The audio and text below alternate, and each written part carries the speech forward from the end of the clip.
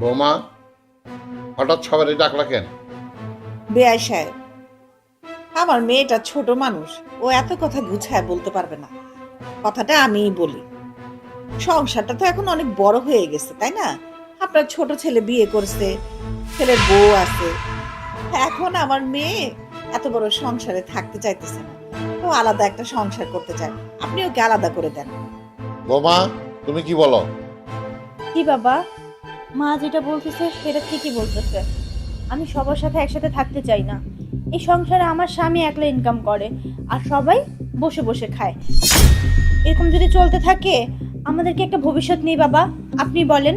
তাই আমি চাই আমরা আলাদা হতে, আপনি আমাদের আলাদা করে দেন। আচ্ছা বাবা, একটা কথা চিন্তা করেন, আপনার ছেলে এই সংসারে শুধু একটা ইনকাম করে, ওর যদি চাকরিটা চলে যায় তখন তখন কি হবে? তখন সবাইকে আমাদের পথে বসতে হবে। আমাদের একটা ভবিষ্যৎ তো আছে, না কি বলেন? আমাদের ভবিষ্যতের কথা চিন্তা করেই বলছি, আমরা আলাদা হতে চাই, আপনি আমাদের আলাদা করে দেন। ভাবি, তুমি এসব কি বলছো? ভিন্ন করে দিবে, আলাদা থাকবে মানে? তোমরা যদি আমাকে আলাদা করে দাও তাহলে আমি কোথায় যাব? তাছাড়া আমার তো কোনো চাকরি বাকরি নেই, আমি কি করে খাবো আর আমার সংসারটা চালাবো কি করে বলতো? তোমরা কিভাবে চলবে সেটা তোমরা জানো, সেটা আমি দেখতে যাব কেন? এত বড় হইছো, বিয়ে করছো, সংসার করছো, সংসারের দায়িত্ব নিতে হবে না? নিজের কামাই নিজে কইরা খাওয়া শিখো। হয় মাঠে কাজ করো, নাহলে রিক্সা চালাও, কোনো না কোনো কাজ তো করে খাইতে হইব। ভাইয়ের ঘরে উপরে কয়দিন বসে খাবা? তো ভাবি যেটা বলেছে সেটা ঠিকই বলেছে, সে তো আর মিথ্যা কিছু বলেনি। তুমি তো সারাদিন ঘুরে বেড়াবা টোটো কোম্পানির মতো, আর সংসারটার কাজে নিতে হবে আমার, সমস্ত জ্বালা আমার। কাজকর্ম করবা না, আমার পক্ষে আর এই সংসার একা চালানো সম্ভব না। তো ভাবি যেটা বলেছে সেটাই। বাবা, তুমি একটা সিদ্ধান্ত নাও, এইভাবে আর পারা যায় না।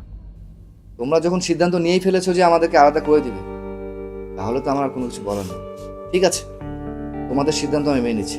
তবে বাবা, তোমার যা সম্পত্তি আছে তার অর্ধেক ভাগ তো আমিও পাই। আমাকে যখন আলাদা করে দিবে তোমরা, তাহলে আমার সম্পত্তির ভাগটা আমাকে বুঝিয়ে দাও। কিসের সম্পত্তি? বাবা তো সব সম্পত্তি তার বড় ছেলের নামে লিখে দিয়েছে, তোমার নামে কোনো কিছুই নেই। সম্পত্তির আশা করো না। সব সম্পত্তি ভাইয়ের নামে মানে? বাবার যত সয় সম্পত্তি আছে, বড় ভাই যতটুকু পাবে, আমার হাজবেন্ডও তো অতটুকু পাবে। তাহলে আমাদের ভাগেরটা কোথায়? আমার সম্পত্তি তোমার জামাইরে দেই। তোমার জামাই সারাদিন খেলে হলো ক্যারাম বোর্ড, কতদিন পর খেলবো জুয়া। এই জুয়া খেলতে খেলতে আমার সয় সম্পত্তি সব বেচা ফালাই দেব। তখন তখন আমি কি করবো? এই জন্য ওর নামে কোনো সম্পত্তি আমি দেই নাই। সয় সম্পত্তি যা আছে সব আমার এই বড় পোলা নামে দিচ্ছি, কারণ ওর কাছে দিলে আমার সম্পত্তি থাকবো, আর ওরা যদি লেখা দেই সব জুয়া খেলা নষ্ট করে হবে। এই ব্যাপার তাহলে বাবা, তাই না? সব সম্পত্তি তুমি ভাইয়ের নামে লিখে দিয়েছো। আমি কি তোমার ছেলে না? আমারও তো কিছু অধিকার রয়েছে। এই সম্পত্তির ভাগ তো আমারও পাও না, তাই না বাবা? তুমি সব সম্পত্তি ভাইয়ের নামে লিখে দিতে পাও না? আমার ভাগেরটা অন্তত আমাকে বুঝিয়ে দাও। চুপ কর, যে উঠতে চায় তার উঠতে দে। ওহো, এই ব্যাপার তাহলে। যে উঠতে চায় তাকে উঠিয়ে দাও, আর যে দেবে যাচ্ছে তাকে দাবাতে থাকো। বুঝতে পেরেছি, তোমাদের সবার ষড়যন্ত্র আমি বুঝতে পেরেছি। এই সম্পত্তির ভাগ তোমরা আমাকে দিতে চাইছো না, এটা তো তোমাদের সিদ্ধান্ত। ঠিক আছে, লাগবে না তোমাদের এই সম্পত্তি। এবার চলো, এই বাসায় আমরা অপমানিত হয়ে আর একটা মুহূর্ত থাকবো না। চলো। দাঁড়া, যাওয়ার আগে তোর কাপড় চোপড় যা আছে ঋণ নিয়ে যা, আর কিছু হাড়ি পাতিল লয়ে যা। থাক বাবা, তার আর দরকার হবে না। অনেক দয়া দেখিয়েছো আমার প্রতি, এতটুকু দয়া না করলে পারবে। তোমাদের কোনো সাহায্যই আমার দরকার নেই। এই বাসা থেকে আমরা দুজনে এক কাপড়ে বেরিয়ে যাবো। চলো সে।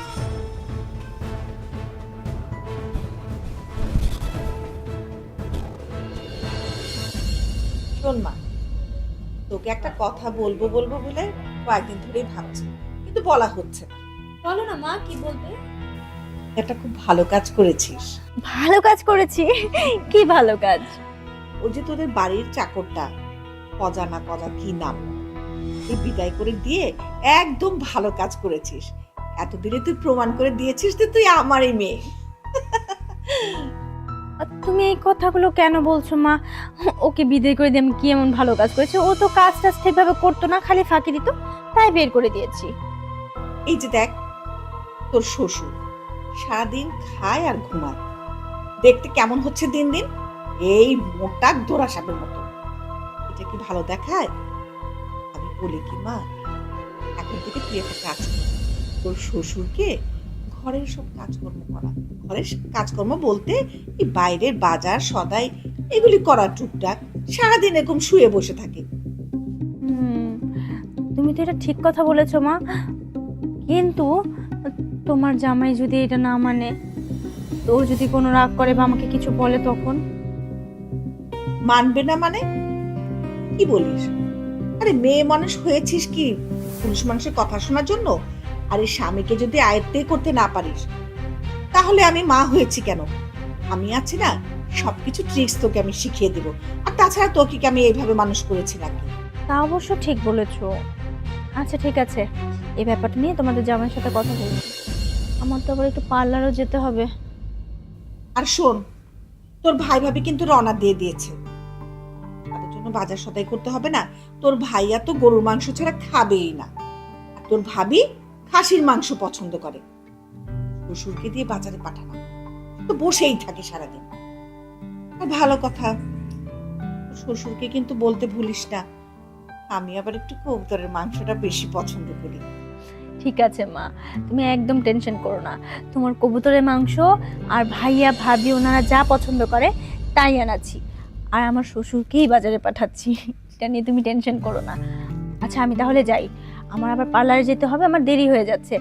তুমি বাড়িতেই থাকো। হ্যাঁ আচ্ছা ঠিক আছে, তুই কোনো চিন্তা করিস না।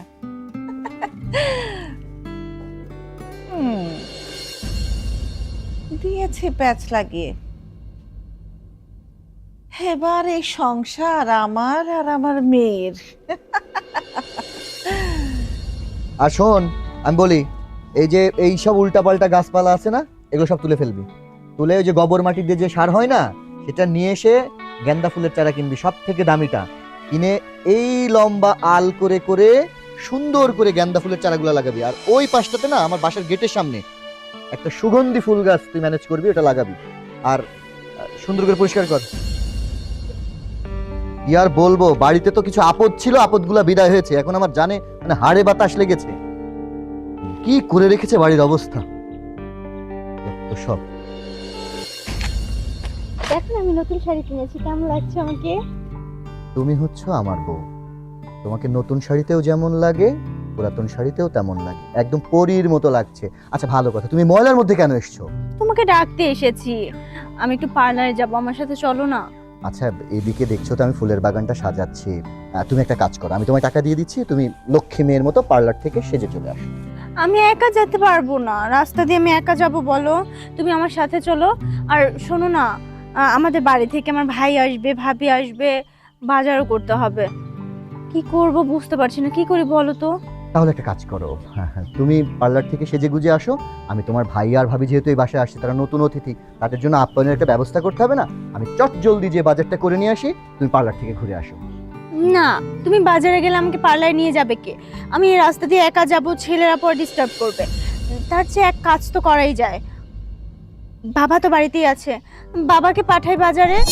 বাবা এই সারাদিন বাসাতে বসে থাকে, বসে থেকে তো এরকম অসুস্থ হয়েছে। যদি হাঁটাচলা করে তাহলে ব্যায়াম হবে, আর বাবাও সুস্থ থাকবে। আচ্ছা ভালো কথা, তুমি তো ফজাকে বলতে পারো, ফজাকে ডাক দাও, আমি ফজাকে পাঠাচ্ছি বাজারে। পজা নেই। ফজা নেই মানে? এত বাড়তি লোক রেখে বাড়তি খরচ করে কি লাভ বলো? টাকা সঞ্চয় করতে হবে তো, আমাদের ভবিষ্যৎ আছে না? তাই আমি ওকে বের করে দিয়েছি। ওকে দরকার নেই, এরকম সাধারণ কাজের জন্য তো বাবা আছেই। আর বাবা এমনি বয়স্ক লোক, সারাদিন যদি শুয়ে বসে থাকে আরো অসুস্থ হয়ে যাবে। একটু যদি হাঁটাচলা করে বাবা শরীরের জন্য ভালো। কি বাবার শরীর অসুস্থ, সে সারাদিন খক করে কাশতেছে, সে অসুস্থ রোগী, আর তাকে দিয়ে আমি বাজার করাবো? না না, এটা ঠিক না, এটা তুমি কি উল্টাপাল্টা কথা বলছো?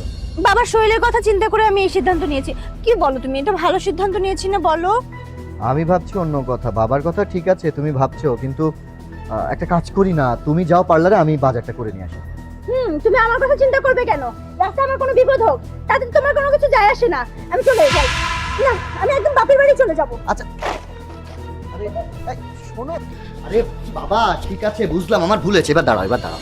বাসার মধ্যে কেন যাচ্ছ? তুমি তো যাবে বললে পার্লারে, ঠিক আছে আমার ভুল হয়েছে, চলো পার্লারে যাও। হয়েছে, আর ঢং করতে হবে না। পার্লারে যাওয়ার আগে যে কাজ আছে সেগুলো করতে হবে, ভুলে গেছো? বাজারে যে যেতে হবে সেটা ভুলে গেছো? তোমার মনে থাকবে কেন? তোমাকে দিয়ে কোনো কাজ হয়? যাও অন্তত বাজারে ব্যাগটা নিয়ে আসো, বাকি কাজ আমিই করছি। চুপ থাকো, আমি বাজারের ব্যাগ নিয়ে আসছি। বাবা, বাবা, বৌমা আমার ডাকছো? এই না বাজারের ব্যাগ।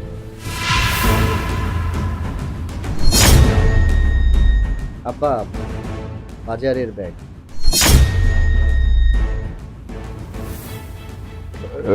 বৌমা বাজারে ব্যাগ কেন? হয়েছে কি বাবা, আমাদের বাড়ি থেকে মেহমান আসতেছে। মেহমান আসলে তো একটু বাজার সদাই করতেই হয় বলেন। ভালো মন্দ যদি না খাওয়াতে পারি তাহলে কি চলে? আমার বড় ভাই আর ভাবি আসছে। আমার ভাবি তো আবার গরুর মাংস খেতে পারে না, তার জন্য 2 কেজি খাসির মাংস আনবেন। আর আমার ভাই তো হচ্ছে গরুর মাংস খুব পছন্দ করে, 2 কেজি মাংস আনলেই হবে। ওই সিনার মাংসগুলো দেখে আনবেন বাবা। আর আমার মায়ের কথা তো জানেনি, সে তো হচ্ছে অন্য কোনো মাংস খেতে পারে না, কবুতর মাংসটা পছন্দ করে। 4টা কবুতর আনলেই হবে। হ্যাঁ, আপনার ছেলে তো অনেকদিন ধরে চিংড়ি মাছ খায় না, চিংড়ি মাছ করছে। 1 কেজি চিংড়ি মাছ নিয়ে আসেন, একটু বড় সাইজেরটা নিয়ে আসবেন। আর আমি তো হচ্ছে ইলিশ মাছটা খুব পছন্দ করি, ডিমালা ইলিশ মাছগুলো আছে না বাবা, সেগুলো নিয়ে আসবেন। আরেকটা কথা বাবা, বাজারগুলো কিন্তু মনে করে ঠিকভাবে নিয়ে আসবেন, আপনি তো আবার ভুলে যান। আরেকটা কথা বাবা, আসার সময় কিন্তু আবার রিকশায় করে আসবেন না, হেঁটে আসবেন, তাহলে 50 টাকাও সেভ হবে, আপনার ডায়েট কন্ট্রোলটাও হবে। আপনাকে তো আবার সবকিছু মনে করিয়ে দিতে হয়, না হলে তো আপনার মনে থাকে না। কি বলো, ঠিক বলছি না? ঠিকই কইছো বৌমা, ঠিকই কইছো। হাইটা আসলে তো 50টা থেকে রিক্সা ভাড়া বাঁচবো, আর 50টার টাকা বাঁচলে তো আমগুই বাঁচবো, আমগুই বাঁচবো। হাইটা হাইটা 50টা টাকা বাঁচবো। আমি তো বয়স হয়ে গেছি গা, আবার হাইতে আর শোনেন বাবা, কোনো কিছু আবার ভুলে ফালাই দিয়ে আসেন না, আপনার তো আবার মন ভোলা। চলো চলো।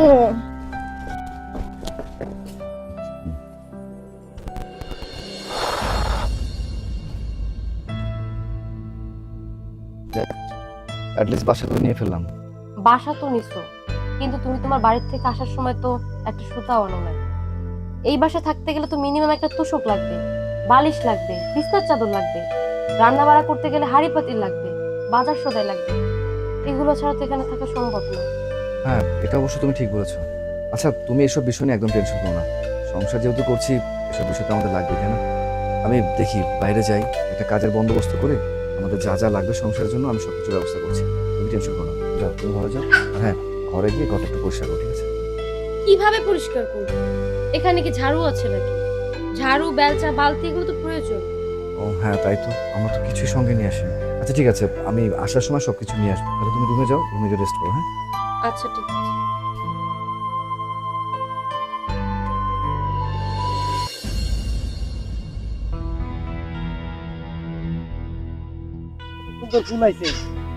সোহেল ভাই, আসসালামু আলাইকুম, কেমন আছেন? ওয়ালাইকুম আসসালাম। ভাই, আপনার কাছে যাচ্ছিলাম। আমার কাছে কেন? ভাই, আপনার এখানে তো অনেক মানুষই কাজ করে, টুকটাক তো অনেক মানুষেরই আপনার এখান থেকে সংসারটা চলে। তো আমি ভাবছিলাম আপনার এখানে যদি আমার একটা কাজের বন্দোবস্ত হইতো, আমার জন্য খুব ভালো হইতো। তুমি করবা কাম? সারা জীবন ক্যারাম বোর্ড টকাইছ, এত সুন্দর পড়ালেখা কইরাও তুমি ভালো একটা চাকরি লইতালা না, আর তুমি করবা কাম? এটা আমারে কইতাছ? ভাই, বোঝার চেষ্টা করেন। ভাই আমার এই সংসার থেকে আলাদা করে দিচ্ছে। এখন আমি যদি কাজকর্ম না করি, তাহলে আমি আমার সংসারটা কিভাবে চালাবো বলেন? আলাদা করব না করব কি? এরকম বেকার লোক কেউ দেখতারে না, আমিও তো দেখতারি না বেকার লোক। তোমার ভাই তারাইছে, ভালোই করছে। দেখো ভাই, আমি তোমারে আমার এই জায়গায় কাম কাজ দিতার পারব না। তোমার ভাই হইছে আমার বন্ধু মানুষ। তোমার ভাই জুতে দেখে তুমি আমার আন্ডারে কাজ করো, তোমার ভাই আমারে কইব কিরে শেষ পর্যন্ত আমার ভাইটারে কামলা বানায় লইছস। দেখো ভাই, আমি এইসব অপবাদ মাথায় নিয়ে আমি কাজ করতাম না। তুমি এক কাম করো, তোমার পথ দেখো, আমার রাস্তা আমি দেখি। আচ্ছা ঠিক আছে ভাই, আসি। ওয়ালাইকুম আসসালাম।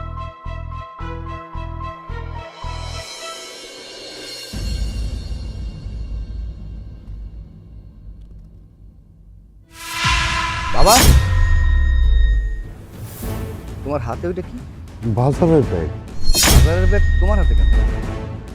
ওই যে আমগো বাড়িতে নাকি বৌমার মেয়ে বানাইব, তাই বৌমা আমার বাজারে ব্যাগ হাতে ধরাই দিয়ে বললো যে বাজারে যেতে কিছু সদাই পাতি আনতে।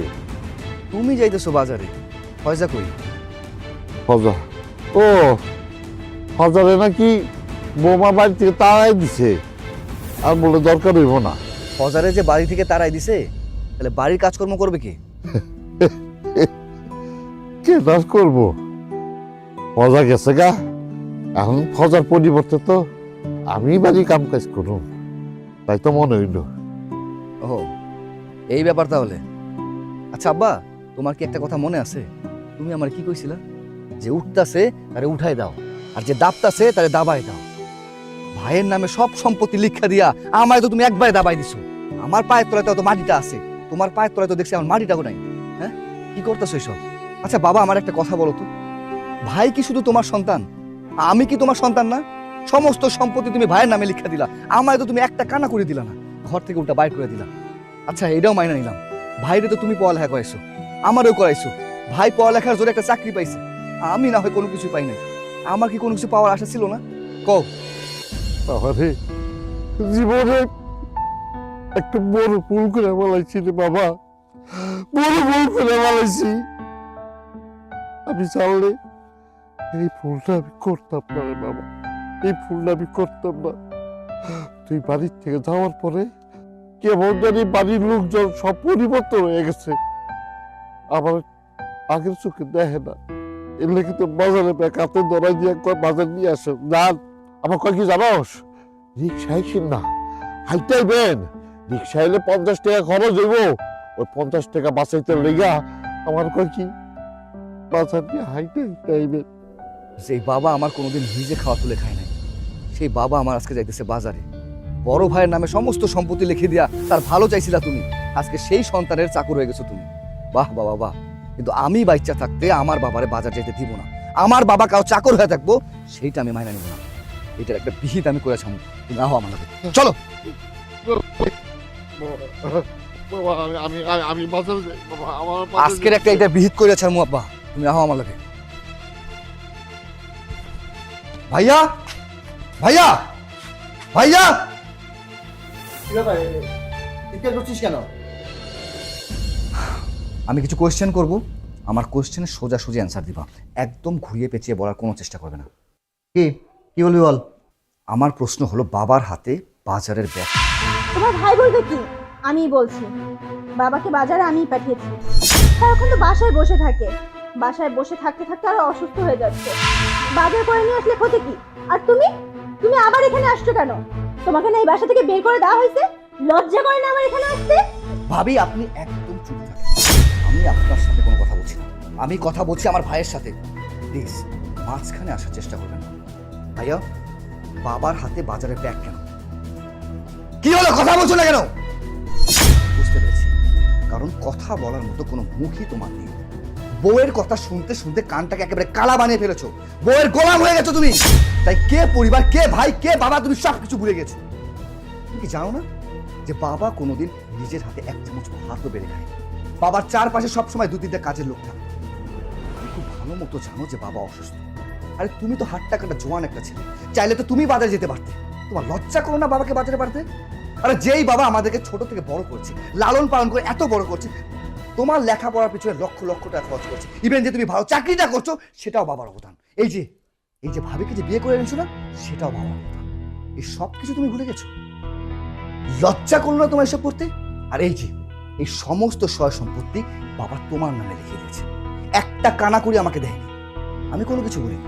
এই বাসা থেকে তুমি আমাকে বের করে দিয়েছো, আমি একটা শব্দ করিনি, এই শব্দে এই বাসা থেকে আমি বের হয়ে গেছি। ইভেন কখনো ফিরে এসে এটাও বলিনি যে আমার সম্পত্তির ভাগ তুমি আমাকে বুঝিয়ে দাও। কিন্তু হ্যাঁ, আমার বাবার অসম্মান করবে সেটা তুমি আমার ভাই হোক আর যেই হোক না কেন, আমি তাকে ছেড়ে দেব না। দেখো ভাইয়া, যা তুমি আমার সাথে করেছো আমি সবকিছু মেনে নিচ্ছি, কিন্তু আমার বাবার সাথে তুমি কোনো কিছু করবে এটা আমি একদম মেনে নিব না। বাবা তুমি চুপ থাকো, তুমি অনেক কিছু বলেছো, আমি তোমার সমস্ত কিছু মাথা পেতে মেনে নিয়েছি। তুমি ভাইয়াকে সমস্ত সম্পত্তি লিখে দিচ্ছ, আমি কোনো কথা বলিনি, কিন্তু তোমার অসম্মান কেউ করবে সেটা আমি কখনোই মেনে নিব না। ভাইয়া প্লিজ, অনেক হয়েছে, অনেক শুনেছো বইয়ের কথা, অন্তত বইয়ের আচল থেকে একটু বের হোক। কে বাবা কে ভাই তাদেরকে সম্মান করতে শিখো, তাহলে এমন একটা দিন আসবে যে তুমি পথের ফকির হয়ে যাবে, নিশ্চয় হয়ে যাবে, তোমার পাশে কাউকে পাবে না। আর এটাই হবে তোমার শেষ পরিণতি যদি না বলো। আশা করি আমি কি বলেছি বুঝতে পেরেছো। সত্যি কথা বলতে আমি আমার বইয়ের আঁচলের তলে থাকতে থাকতে কখন যে পায়ের তলে চলে গিয়েছি ভুলে গিয়েছিলাম। আজকে তুই এই কথাগুলো যদি আমাকে না বলতিস না, আমার জ্ঞান চক্ষু খুলতো না। বাবা, আমি আসলে একটা কুলাঙ্গার হয়ে গেছি শুধু এর কারণে। আজকে আমি আমার বইয়ের কথা শুনে আমার নিজের রক্তকে আমি অস্বীকার করেছি। এই সমস্ত সম্পত্তি আমি আত্মসাৎ করেছি, আমার নিজের নামে লিখিয়েছি। আর আজকে কিনা সেই বউ আমার বাবাকে দিয়ে চাকরের মতো খাটাচ্ছে। তুই ঠিক বলেছিস, আজকের পর থেকে এই বাড়িতে কে যদি থাকতে চায় তাহলে আমার বাবার চাকর হয়ে থাকবে, আর নয়তো এমন বউ আমার দরকার নেই। বাবা, তুমি এইসব কি বলছো? তুমি আমার মেয়েকে এইভাবে বলতে পারো না। আমার মেয়েও কখনো কোনো কাজ করেনি, অথচ এই সংসারে সে কতই না কাজ করছে। আর আমাকে তুমি মেহমান হিসাবে এনে এখন আমাকেই অপমান করছো। আপনি চুপ করেন। আপনার জন্য আমার এই সংসারে অশান্তি। আপনি আপনার মেয়ের একটু পরামর্শ দিয়ে এই সংসারে অশান্তি করবেন। শুনেন, মান সম্মান নিয়ে আপনি এই বাড়িতে চলে যান, ধরে আপনাকে আমি ঘাট ধাক্কা দিয়ে বাড়িতে বের করব। ঠিক আছে, আমাকে যখন তোমার বাবা এত অপমানই করেছে আমি থাকবো না, কিন্তু মনে রাখো আমি একা যাব না এই সংসার থেকে। আমি গেলে এখান থেকে আমার মেয়েকে সাথে করে নিয়ে যাব। তোমাদের এই নরকের সংসারে আমি আমার মেয়েকে রাখবো না। চল মা, আমরা চলে যাই এখান থেকে, এখানে আর আমরা থাকবো না। না মা, আমি কোথাও যাব না। আমি লাল শাড়ি পরে এই বাড়িতে ঢুকেছি, এখান থেকে যদি আমাকে বের হতে হয় সাদা শাড়ি পরে বের হব। আমি তোমার কথায় আমার পরিবারের সবার সাথে, আমার দেবর, আমার স্বামী, আমার শ্বশুর, সবার সাথে কতটা বাজে ব্যবহার করেছি। এটা আমার একদমই উচিত হয়নি। তুমি চলে যাও মা, আর কখনো তোমার নিজের সন্তানের সংসার ভাঙার জন্য এসো না। তোমার কথায় মা, আমি আমার সুখের সংসারের মধ্যে আগুন লাগিয়েছি। আমার সোনার সংসারটা আমি ভেঙে তছনছ করে ফেলেছি। তোমার মতো মা যে সংসারে থাকবে না, সেখানে কখনো উন্নতি হবে না, কেউ ভালো থাকতে পারবে না, কেউ একসাথে থাকতে পারবে না। কি বিআইন সাহেব, হ্যাঁ শুনলেন তো আপনার মেয়ে কি বললো? এখনো দাঁড়িয়ে আছেন, লজ্জা করে না? যান যান, চলে যান। শোনেন, যেদিন ভালো হবেন সেই দিন এই বাড়িতে আসবেন, না হয় এই বাড়ির 30 মানে যেন আপনাকে আমি না দিই। আমার কি দোষ? আমি তো সবার মঙ্গলই চাচ্ছিলাম, আমি তো ভালোই চাচ্ছিলাম। আজকাল ভালোর আর কোনো জামানাই নেই। যাই বাবু। বাবা, বাবা, আমি অনেক বড় ভুল করে ফেলেছি। আমার জ্ঞান ছিল না, আমি মায়ের কথায় কতটা বাজে ব্যবহার করেছি। মাফ করে দেন বাবা আমাকে। ভাই, তোমাদের কাছে কিভাবে যে আমি মাফ চাবো আমি বুঝতে পারছি না। আমার উপর কোনো রাগ রেখো না। ছোট কোথায়? ওকে কোথায় রেখে আসছো? আমি যাব ওর কাছে গিয়ে আমি ওর কাছে মাফ চাবো। যা বাবা, যা যা, আমার ছোট বৌমা নিয়ে যা। চলো চলো চলো।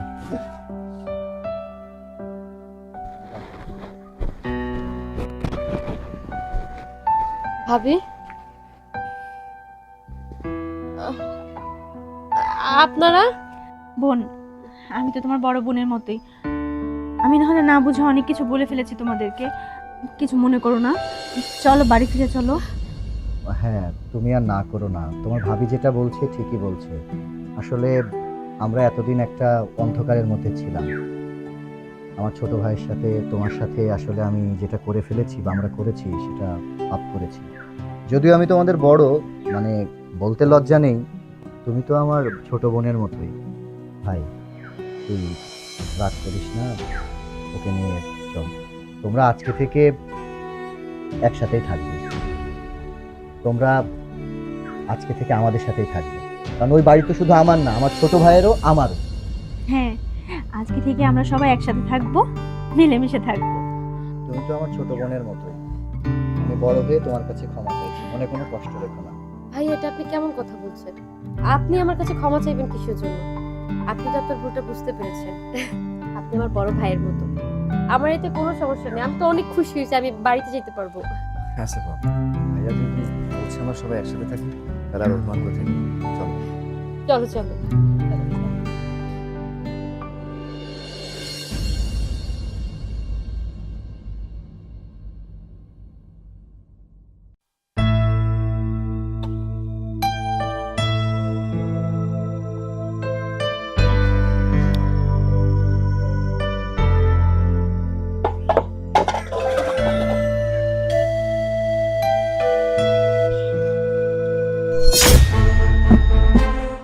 তুই এখনো থালা বাসন মাজতেছিস? হ্যাঁ, তোর এখনো থালা বাসন মাজা হয়নি? সে কখন থালা বাসন নিয়ে কলপারে আসছিস, এখনো থালা বাসন মাজতেছিস? তোরে না বলছি তাড়াতাড়ি থালা বাসনগুলো মেজে আমার কাপড় চোপড়গুলো ধুয়ে দিবি? শোন, সাদা কাপড় চোপড়গুলো ধোয়া হয়ে গেলে সাদা কাপড়ে নীল দিবি, তারপর ড্রয়িং রুমে গিয়ে ড্রয়িং রুমটা সুন্দর করে পরিষ্কার করে তারপরে বাসা যাবি, বুঝতে পারছিস? জি আপা।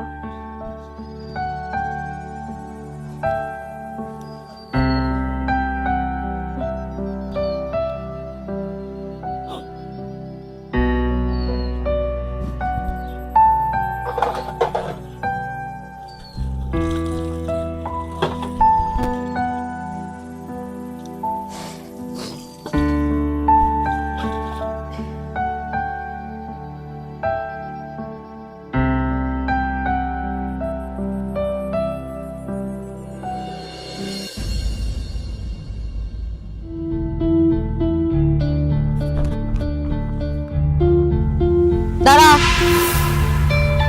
জি আপা। তোর কাপড়ের নিচে কি? বের কর, বের কর।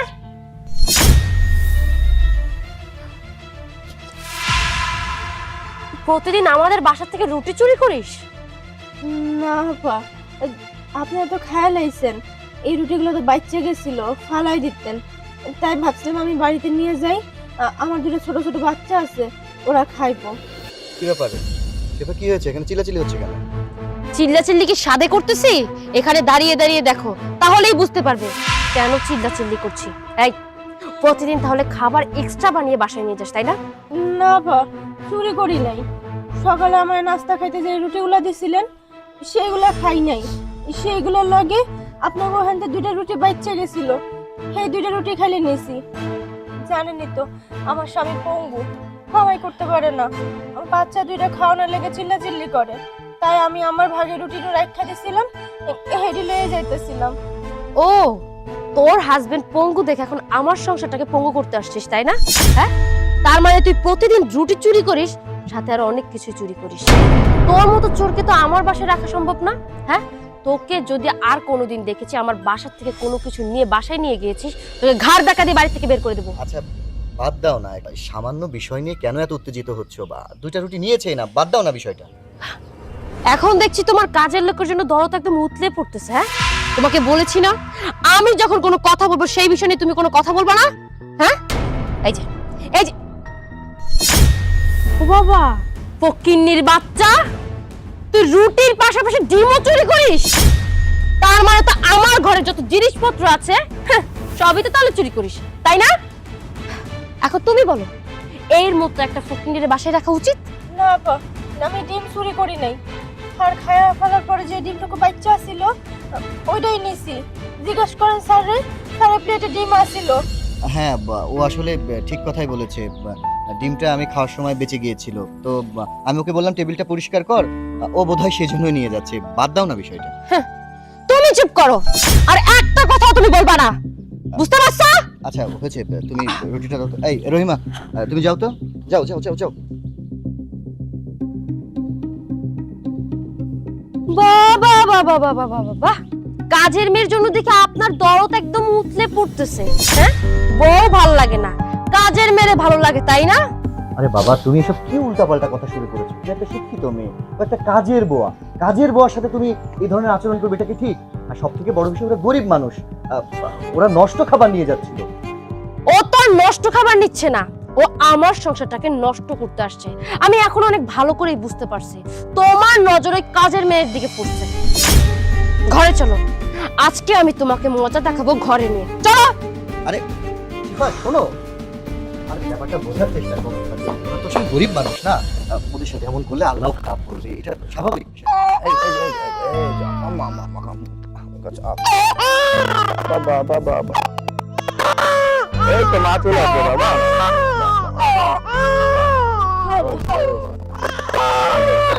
ধরো ধরো, আয় আয় মা, আয় আয়।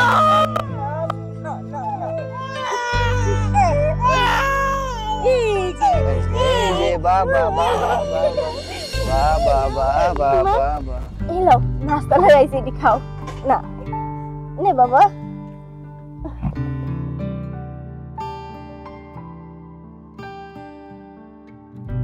তুমি খাও।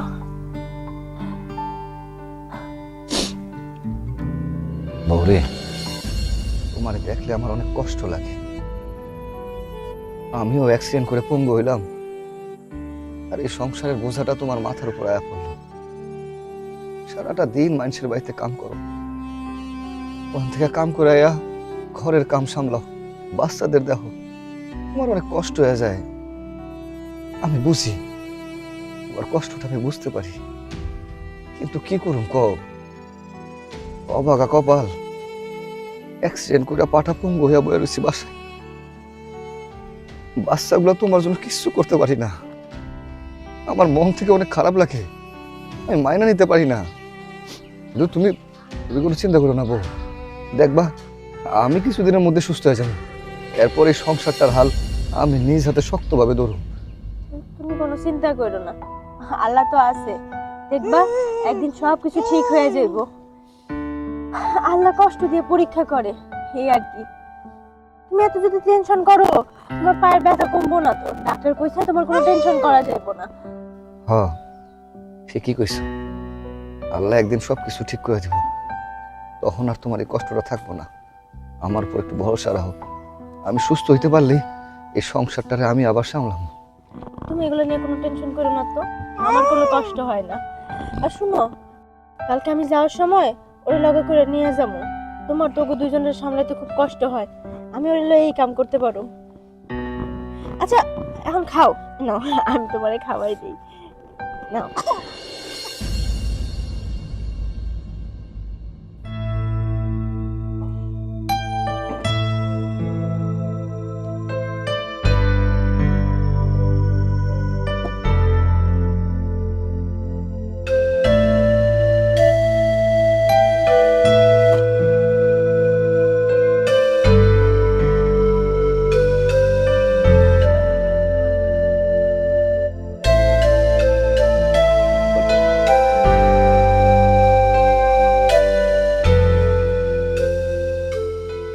ডাক্তার সাহেব, কি মনে হচ্ছে? আলহামদুলিল্লাহ, রিপোর্ট তো ভালো আছে, সবকিছু তো আমি ভালো দেখছি, কিন্তু কেন যে আপনাদের এই সমস্যা ঠিক বুঝতেছি। আমাদের মধ্যে সমস্যা নেই ঠিক আছে, কিন্তু আমরা একটা সন্তানের জন্য আল্লাহর কাছে কত করে ফরিয়াদ জানাচ্ছি। মানে আমি বলতে চাচ্ছি কি, মানে কোনো কি প্রসেস আছে যে আমাদের সন্তান হবে, এমন কোনো রিপোর্টে ভালো সংবাদ পেয়েছেন কিনা? নেন, আমি তো পরীক্ষা নিরীক্ষা করে দেখলাম সবকিছু তো ঠিক আছে, দেবার মালিক তো আল্লাহ, সন্তান তো আসলে ধাক্কা দিতে পারে না। কিন্তু আপনাদের সবকিছু ঠিক থাকার পরও কেন যেন সন্তান হচ্ছে না, কি বুঝতেছি না। আমার মনে হয় আল্লাহ যদি আপনাদেরকে দেয়, তাহলে আপনাদের সন্তান অবশ্যই হবে। তাহলে আর কি, চলো উঠি। ডাক্তার সাহেব, তাহলে আজকের মতো আসছি। চলো। ডাক্তার সাহেব ভালো থাকবেন, আসসালামু আলাইকুম। ওয়ালাইকুম আসসালাম।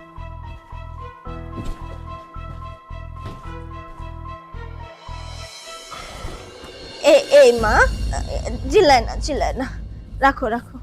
ওরে বয় মা, এখানে বয়, ধরে নিয়ে কাজ করতে পারি না, বয়। আম্মু কাজটা শেষ করে। বাহ, ভালোই তো, এত দামি সোফাটারে নষ্ট করার প্ল্যানিং করে আসছিস না? হ্যাঁ, এই তোরে না বলছি বাচ্চা নিয়ে কখনো আমার বাসায় আসবি না? দিলি তো আমার সোফাটারে নষ্ট করে। এই তুই না আগে কয়েকবার তোর বাচ্চাটাকে নিয়ে আসছিলি, হ্যাঁ, তখন তোর বাচ্চা পটি করে আমার সোফাগুলো নষ্ট করে দিয়েছে। এই ফকিন্নির বাচ্চা, তুই জানিস এই সোফার দাম কত? হ্যাঁ, তুই 1 বছর বসে যে টাকা ইনকাম করিস সেই টাকা দিয়ে এরকম একটা সোফা হবে না, বুঝতে পারছিস? শোন, আমি আর তোর চেহারাটা একদম দেখতে চাই না। এখনই এই মুহূর্তে তুই আমার বাড়ি থেকে বের হয়ে যাবি। তোর আমার বাসায় কাজ করার কোনো দরকার নেই। আপা, আপনি তো জানেন যে আমার স্বামী পঙ্গু, হাঁটতে চলতে পারে না। 2টা বাচ্চারে সামলানো ওর খুব কষ্ট হয়ে যায়। আর ও তো ছোট 8 মাসের বাচ্চা, বুকে দুধ খায়। ওর রাইখা তো আমি আইতে পারি না, ওর অনেক কষ্ট হয়, সারাদিন না খায় থাকতে হয়। আপনি এমন করেন না আপা। আচ্ছা শেফা, বিষয়টা এখানে চুপ থাকো না, এই বিষয়টা নিয়ে উত্তেজিত হওয়ার কি আছে? ভুল করেছে আর করবে না, বাদ দাও না। তুমি চুপ করো। তোমার কথা মতো আমি চলি না, তুমি আমার কথা মতো চলো। এই, এখন যাবি নাকি ঘাট ধাক্কা দিয়ে বাড়ি থেকে বের করে দিবি? আপা, আমার চাকরিটা খায়েন না। আমি যদি চাকরি না করি আমার সংসার চলবে না। কইলামই তো আমার স্বামীটা পঙ্গু, ও কোনো কাম করতে পারে না। আমার কামেরটা বাই করে দিয়েন না আপা। আমি যদি কাম না করি এই 2টা বাচ্চা নিয়ে না খায় থাকতে হইব আমার। তুই কি যাবি নাকি ঘাট ধাক্কা দিয়ে বের করবো?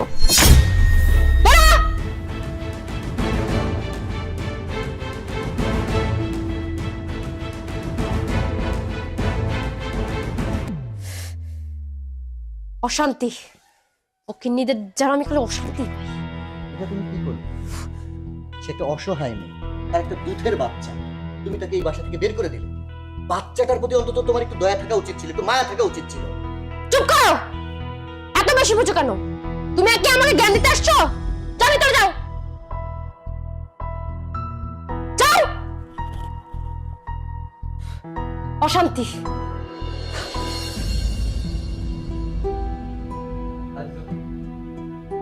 আম্মু, আমার খিদে লাগে, সকাল থেকে তো খাইনি। বাজান রে, ওই বাসাতে তো আমি চলে আইছি, আমার কাম নাই। আর ওখান থেকে কোনো খাওয়ানো আনতে পারি নাই, আর আমার বেতনও দেয় নাই। আমি এখন যে তোকে লেগে কইতে খাওয়ান জোগাড় করি। কাম সাইরা চলে আইছো মানে? হ্যাঁ, এবারে আপা আমার কামের তো বাই করে দিছে। বাচ্চা নিয়ে গেছি দেখে অনেক চিল্লাচিল্লিও করছে। বুঝই তো, বাচ্চা নিয়ে কোনো বাড়িতে কাম করতে দিতে চায় না, ঝামেলা করে, চিল্লাচিল্লি করে। আমিও ঘরে পঙ্গু হয়ে বয়ে রয়েছি। তোমারও যদি কাম না থাকে সংসারটা চলবো কেমনে? আর 2টা বাচ্চার মুখে খাওন দেবো কেমনে কও তো? এখন কি করা যায় কও? এগুলো লয়ে কোনো টেনশন করো না। ওই কামটা গেছে তো কি হয়েছে, আমি অন্য জায়গায় কামের ব্যবস্থা করছি, ওখানেই কামে যাবো। দেখি হ্যাঁ করে বুঝাই কমু যে বাচ্চা লয়ে আমার কাম করতে হইব। ওরাও তো আমি তোমার কাছে রাখা যেতে পারি না। তুমি একলা এই অবস্থায় এই 2টা বাচ্চারে কেমনে সামলাইবা? ঠিক আছে, যাও, সাবধানে যাও। তুমি কোনো চিন্তা করো না, তুমি একটু সাবধানে থাকো, ওরে দেখতে রাখো। মানে আমি আলাদা করে নিয়ে যেতে। তোর বাপে কিন্তু হাঁটতে পারে না, তোর বাপে যা কয় সেটা শুনবি, বাইরে দুষ্টামি করিস না বাবা। মায়েরও ঘুমাই গেছে।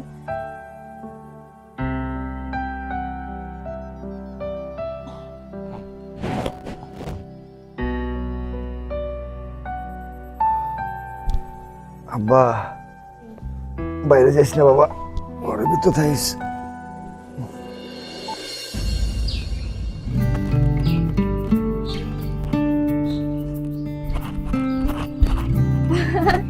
মা কেমন আছো? ভালো আছি, তুই কেমন আছিস মা? এই তো ভালো আছি। হঠাৎ করে চলে আসলে, একবার জানাবো না মানে?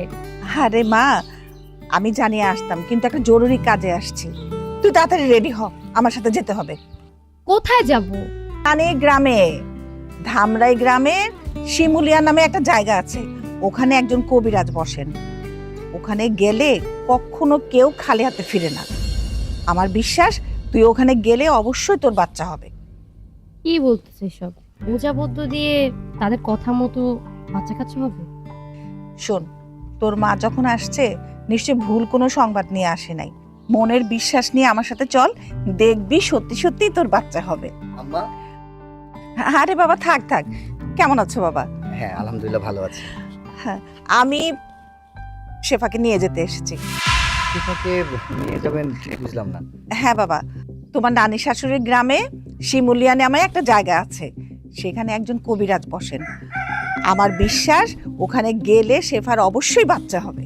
কিন্তু আম্মা, আমি তো শেফাকে ভালো ডক্টর দেখাচ্ছি, আর ও ট্রিটমেন্ট যেহেতু চলছে, ডক্টর বলেছে যে ও সেবা যত্ন করলে, মেডিসিন খেলে আমাদের বাচ্চা হবে। শোনো বাবা, কোনো কিছু চেষ্টা করতে তো সমস্যা নাই। কথায় আছে না, বিশ্বাসে ভগবান আর অবিশ্বাসে অপমান। তোমরা চলো, দেখবে অবশ্যই একটা সুফল পাবে।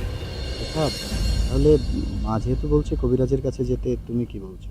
দূর, মা যেহেতু বলছে আবার চিন্তা ভাবনা কিছু, চলো মা তুমি ভিতরে যে বসো, খাবার দাবার খাও, আমি আরো দুজনে মিলে যাই। আচ্ছা ঠিক আছে, চিনতে পারবি তো? হ্যাঁ চিনতে পারবো, নানা বাড়ি গিয়েছি না অনেকবার। আচ্ছা ঠিক আছে। আম্মা তাহলে আপনি ভিতরে রেস্ট করেন। আচ্ছা বাবা, যাও। চলো। চল চল চল। ফিয়ামানিল্লাহ। ভাই সবাইগুলি বাকি খাতায় লেগে রাখেন। ভাই ভাই কিছু টাকা ভিক্ষা দিয়ে যান না, সকালে বাচ্চাগুলো আর কিছু খাইতে দিতে পারি নাই। তোমার তো দেখতে দেয়া যায় জুয়ান মানুষ, মানুষের কাছে হাত পাইতা ভিক্ষা করো কে? কাম করে খাইতে পারো না? দুনিয়াতে কামের অভাব, আবার কথা কই না, চুপ করে রয়েছে। কি ব্যাপার, এখানে কি হয়েছে ভাই? দেন না, তরতাজা মানুষ, গতর মনে হয় মেলা শক্তি আছে, কাম করে খায় না, মানুষের তো হাত পাইতা ভিক্ষা খায়। যত সব। ও ভিক্ষা করবে না তো কে ভিক্ষা করবে? ও তো একটা ফকিন্নি, আর রাস্তাঘাটে তো ফকিন্নিরাই ভিক্ষা করে। আমার মনে হচ্ছে কি জানো, এ মনে হয় কারোর বাসায় কাজ করতে গিয়ে কোনো কিছু চুরি করেছিল, তাই তাকে ঘাট ধাক্কা দিয়ে বের করে দিয়েছে। কোনো বাসায় গেলে তো তার কাজ কাম হবে না, কেউ তো কাজে নিবে না। ফকিন্নির বাচ্চা, তোর ভিক্ষা করাই উচিত। আচ্ছা থামো রহিমা, কি ব্যাপার রহিমা, তুমি তোমার বাচ্চাকে নিয়ে কাজকর্ম বন্ধ করে রাস্তায় ভিক্ষা করতে কেন নেমেছো? ভিক্ষা করতে নামবে না তো কি করবে? মানুষের বাসায় গিয়ে যদি চুরি করে, তাকে কে কাজ দিবে এটা তুমি বুঝো না? আপা, আপনি ফালাই দেওয়া খাওন, আমি লয়ে আহি। এর থেকে আমার চোর উপবাদ দিয়ে বাইর করে দিলেন, কত কিছু কইলেন। আমার বাচ্চা লয়ে আপনার বাসায় কামে যাই দেখেও কত কিছু কইলেন। আপা, আমি খাওন কেন চুরি করি জানেন? আপনি যদি আমার জায়গায় থাকতেন, আপনিও একই কামই করতেন। আমার ঘরে আমার 2টা বাচ্চা আর আমার স্বামী, 3জন মানুষ সারা দিন আমার মুখের দিকে তাকায় থাকে। আমি কোন সময় খাওয়ান নিয়ে যাবো, ওরা খাইবো। আপনারা খিদের কষ্ট বুঝবেন কেমনে? আপনার মাংস যদি একটু লবণ কম হয়, তাহলে আপনারা খাবারটা ফালাই দেন, আর গরিব মানুষের লোকে খারাপ ব্যবহারও করেন। আর কি জানেন আপা, আমরা সারাদিন পরে যে পান্তা ভাতটুকু পাই, সেটার অমৃত মনে করে খাই। আপনারা যে ঠান্ডা ফালাই দেন, সেটা আমি নিয়ে আসি, আর সেটা খাইয়ে আমাকে দিন পার হয়। যাই হোক, এই কথাগুলো আমি আপনারে কেন কইতেছি, আমার কোনো কথায় যদি কষ্ট পেয়ে থাকেন মাফ করে দিয়েন। যাই আমি। রহিমা দাঁড়াও, দেখেছো, একেই বলে মা। যেই মা কিনা তার দুধের সন্তানকে কোলে নিয়ে রাস্তায় রাস্তায় রোদে পুড়ে ভিক্ষা করে 2 বেলা অন্ন মুখে তুলে দিচ্ছে। যেই মেয়ে কিনা তার স্বামীকে পঙ্গু অবস্থায় বিছানায় রেখে চিকিৎসা করাচ্ছে, রাত দিন 24 ঘন্টা কাজ করে, এই মানুষটাকে বলে মা। আর তুমি তুমি এই নারীত্বের স্বাদ পাওনি, তার কারণ তোমার মধ্যে কোনো মনুষ্যত্ব বোধ নেই। কারণ তুমি তো মা হওনি, তুমি তো জানো না একটা নারীর নারীত্বের কি কষ্ট। আমাকে তোমাকে ডাক্তার কি বলেছে? আল্লাহ চাইলে হবে, আল্লাহ তো আসলে চায় না। আল্লাহ তো আসলে চায় না যে তোমার একটা সন্তান হোক, তার কারণ তুমি অভিশপ্ত।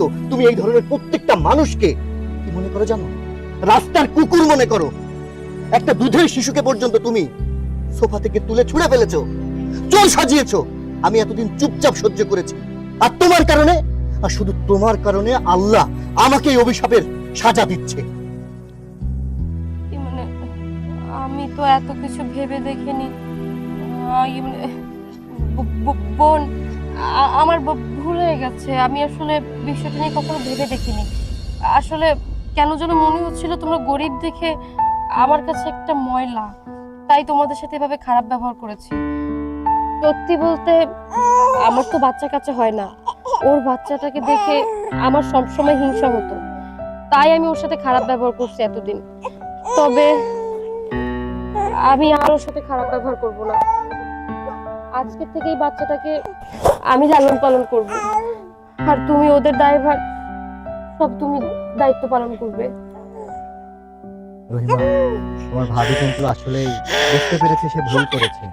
তুমি তোমার ভাবিকে ক্ষমা করে দাও, আর তোমার হাজবেন্ডকে বলো তার উন্নত চিকিৎসার জন্য যা যা করা লাগে আমি করব। আজকে থেকে তুমি আমার ছোট বোন, আমার বাড়িতেই থাকবে, আর আজকে থেকে তোমার মেয়ে আমাদের মেয়ে হয়ে থাকবে।